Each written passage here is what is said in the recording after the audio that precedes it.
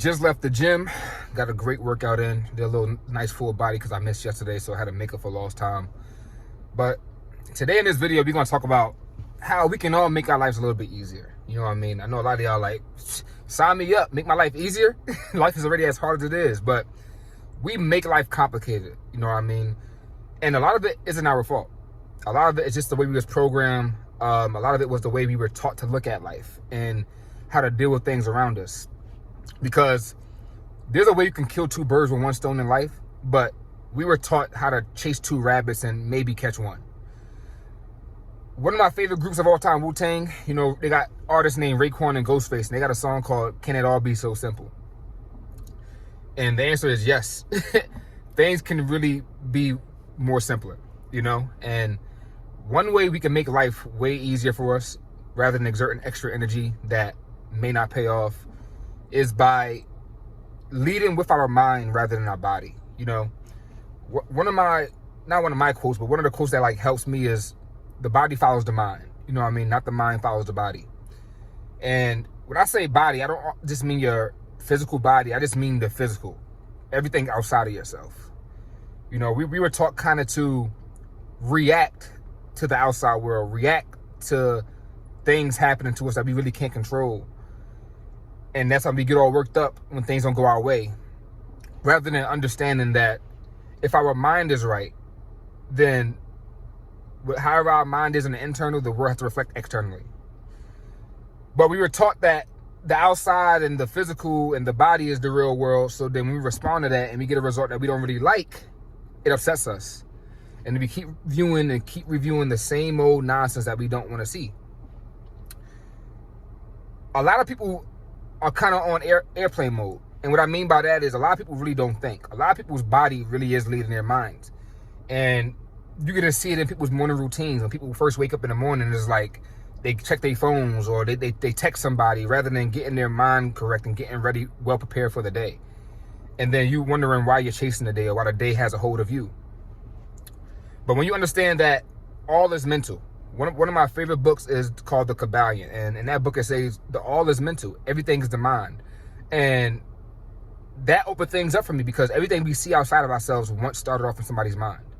The cars we drive, the buildings we see, the businesses we see, everything outside of ourselves started off in somebody's mind, which lets you know the mind kind of is the real world and the mind kind of dictates the outside reality.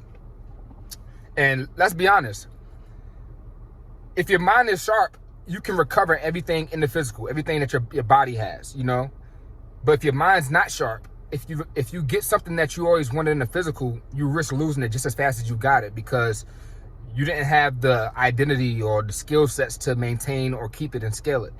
So you risk losing it, being the old version of yourself who never really had it. So if my body was following my mind tonight, for example, it's fucking 28 degrees. I'm in Maryland, you know?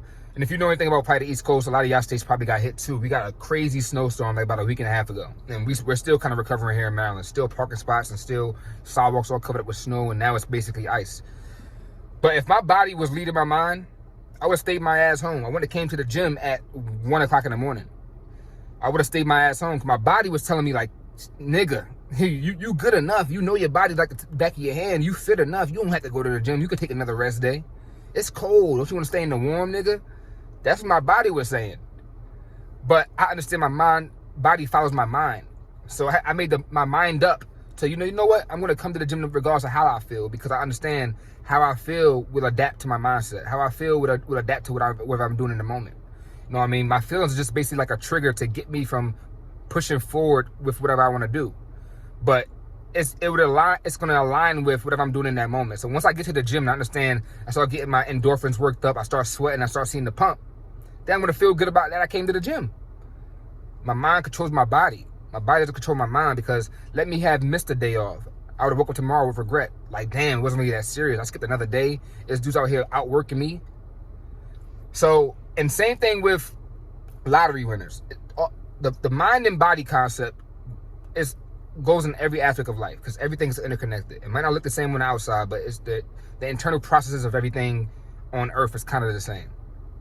Somebody who wins the lottery. Let's say somebody who wins the lottery, he came from a poor family, never was used to having money, all of a sudden gets blessed with millions of dollars.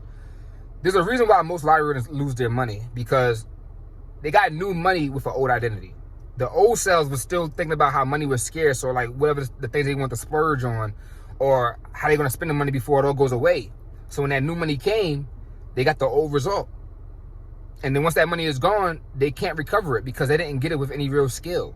They didn't get it using their mind. They just played the lottery and they was one of the lucky people who won. So they didn't really have the identity to maintain and scale that money. But flip that. Let their mind lead their body. The example of you being rich in your mind leading your body is somebody working hard to build a business, building the right skill sets that translates to any avenue, any business, basically, any industry, I should say. And let's say they get rich after acquiring the skills, let's say trading or e-commerce, they get rich. Bam, they rich. Let's say they lose the money. They're more likely to get that money back because the skills that they acquired with their mind is there to stay forever. When you get something in the physical without being an identity that should deserve it, you risk losing it because you never knew what it took to have it in the first place. It just came upon you. And you gotta stop acting like you can't get results by going through the motions. Somebody who's just fucking lifting like, you're gonna see a little bit of progress. You know what I mean? But that might lead to some injuries. That might lead to slower recovery time. And that might lead to slower gains in the future. But you're still gonna make some gains by doing the wrong shit. You don't gotta have perfect form to only gain muscle. You can gain muscle with bad form, but you risk other areas of your life, other areas of your body being damaged and destroyed by you doing that in the current moment. So understand that everything is the mind. You know what I mean? If you want to kill two birds with one stone, start off with your mindset. Because once you know that everything is a reflection of you, once you know everything is a reflection of your internal state, then however your mindset is, however you feel about yourself, the world's going to reflect that. So if you feel good, if you know you're doing the right habits, if you're going to the gym, if you're saving your money, if you're investing, if you learn new knowledge about things that's going to help you in life, the physical is going to follow that. And you're going to be blessed with the results of you doing all that hard work with your mind. You're going to be blessed with the body that you always wanted because you did all the necessary internal work. You're going to be blessed with the money you wanted because you was blessed with all the internal work. That's how everything comes. When you work in your mind, you're going to be blessed with, for my guys out there, the woman that you want. Because you did the internal work rather than looking for the woman outside of yourself. And then when you get her, all your insecurities, all your bad habits creep up on you. And that ruins that relationship that you could have had. You know what I mean? So make life easier by starting with your mind first. Understand that everything starts in the mind. You know what I mean? The body is secondary to the mind. Your mind controls your body. Your body doesn't control your mind. Your internal world controls your outside world. Your outside world doesn't control your inner world. And once you understand that, everything gets so much easier because instead of you trying to please the outside world, and then once you're not around people, come back to try to please and tweak yourself up in the internal, it's too much work. You're exerting too much force. When you can easily just fix your internal state, understand that when you go into the outside world, you're already ready for whatever's going to come because you did the work internally. And internal is going to exude from within you to the outside. And that's how life works. That's the way we can make life easier by killing two birds with one stone. Start with the mind because the body follows the mind. Whatever you do internally has to reflect outside of you.